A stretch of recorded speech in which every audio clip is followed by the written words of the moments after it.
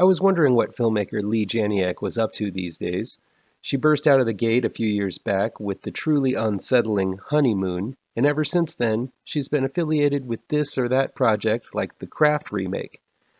Little did I know when I clicked play on the Netflixer that she would pop up as the director and showrunner of Fear Street, a new trilogy of films released throughout July on Netflix. Let's see how she did.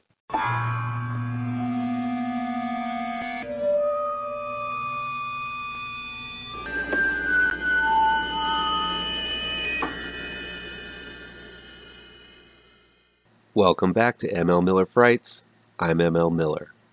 Before we begin, please do me a favor and punch that like button down below.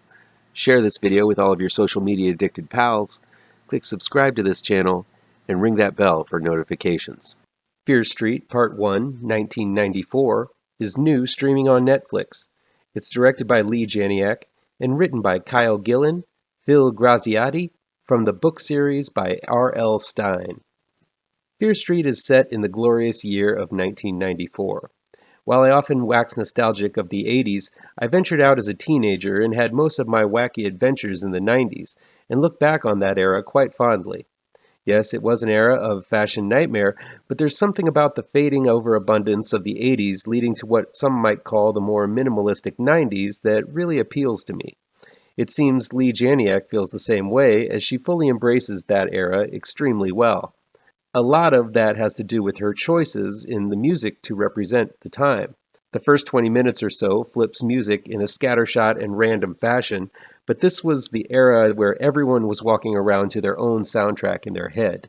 I really dug the way the film flips from Nine Inch Nails to Garbage to Sophie B. Hawkins to Cypress Hill to Radiohead as a way to introduce the personality and state of mind of each of the characters we're following.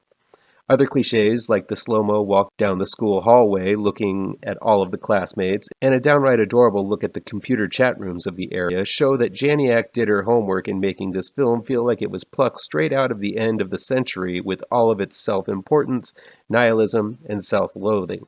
Yes, the opening scene is a direct riff off Scream, as the skull-faced killer in black stalks a gal with a big knife for the first kill, but Janiak's understanding and utilization of the era and the 80s Amblin era, before it for that matter, is perfection. There's even a first kill by the name of Heather, which most likely is a reference to the cult hit Heathers, and the phone calls between the babysitting houses is extremely reminiscent of the original Halloween, so Janiak isn't above the deep dives into the 80s and 90s. Speaking of Scream, Fear Street owes a lot to that film. I don't want to say it's a direct lift, but the similarities persist. Like Halloween and Friday the 13th before it, Scream was the quintessential horror film that represented the 90s, so it's understandable it would be used as a template for Fear Street. Like Woodsboro in Scream, the town of Shadyside and its neighboring brighter burb of Sunnyvale have a long dark history of violence and murder. The kids are the main focus here, with the parents barely present, as with much of the horror and adventure films of that era and the 80s before it. There is a bit of teen power fantasy going on, with the kids knowing much more than the doubting adults, represented by the sheriff, played by Ashley Zuckerman, who promises to be there for our heroine but never seems to be. Instead of listening to the kids like faithful, clueless lapdogs, as in some of the 80s films, the 90s was an era where the adults never believed in the kids. It was a much more pessimistic view of the relationship between the generations, and Janiak represents that with their absence, their doubts, and their lack of understanding. But I'm actually quite surprised that Fear Street 1994 got away with as much as it did. Not once but twice is suicide used as a key plot point. The second time is the crux of the climax of the film. In this sensitive day and age we live in, I could see some folks getting pretty irate about the use of overdose and self-harm used as a plot point, sometimes as a joke, and even mocked at times. I'm not complaining, mind you. If someone would complain to me about it, I'd definitely tell them to lighten up, Francis. But I wouldn't be surprised if some backlash is sent Netflix's way. So my recommendation would be to see this as soon as you can, just in case it disappears into cancellation land. The plot, which deals at first with what seems to be a typical Scream-like stalk and slash, evolves into an age-old curse put upon the town by a witch who was hung in 1666. That, not so coincidentally, is the setting for the third in this trilogy. A group of kids stumble into the middle of this curse after the rival high schools of Sunnyvale and Shadyside have an altercation at a pep rally. While the film is quite long, almost 2 hours, I never really felt tired or bored while watching, mainly because Janiak packs this tale with all sorts of differing relationships to keep the interest bopping from one drama to the next.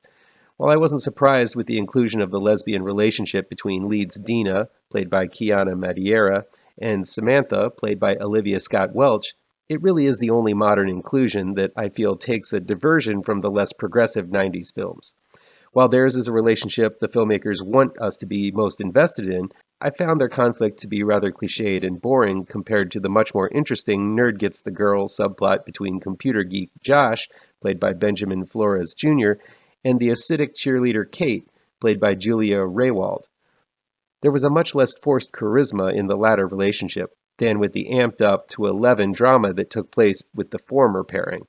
I also found the performance by Fred Heschinger as Simon to be truly odd and somewhat out of place in a fifth wheel sort of way in the group, though Simon does get some of the funniest lines, so I guess he serves as the Jamie Kennedy role here if we're continuing the Scream comparison. The Killers is another sort of throwback nod to horror's yesteryear, with not only the use of a skull-masked killer for most of the film, but also a sack-headed Axeman as well.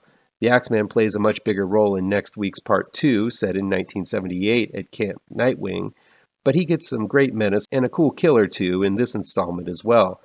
The aforementioned Suicide Girl is equally menacing, but gets the least amount of screen time of the killers. Maybe she'll show up later as, like Simon, I think she's hot, in a crazy sort of way. I can't say I read the Fear Street books. By the time that came out, I was too into comic books and horror movies to be bothered with YA paperbacks. Clive Barker and the Abyss line was more my thing, but apparently this film is going the scary stories to tell in the dark route and incorporating numerous stories into one big epic tale. Though I didn't read the books, so far I'm digging it. I especially love the way the film teases the next installment. I'm looking forward to the next one. It's been a while since there's been a genuinely fun horror movie out, and while I think the subject matter is far from all ages, it was fun enough to entertain me, and most likely will feel just wrong and edgy enough for teenagers to feel like they're getting away with something while watching. See you next week with Fear Street Part 2, 1977. Were you a fan of Fear Street? What'd you think of the series? Is it worth revisiting? And what do you think of the first part of this trilogy? Let me know down in the comments. That'll be it for today. Please chime in down below in the comments and let me know how on the nose or mind-numbingly wrong I am, or you can counter with your own review.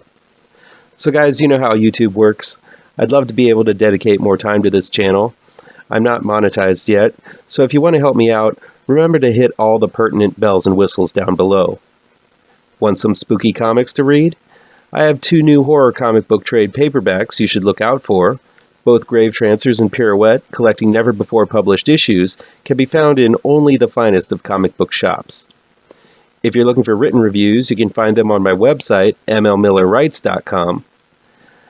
If you really want to show your support, I also have a Patreon page at mlmiller. Look for the link to my Patreon page down below. Thank you so much for your time, and take care.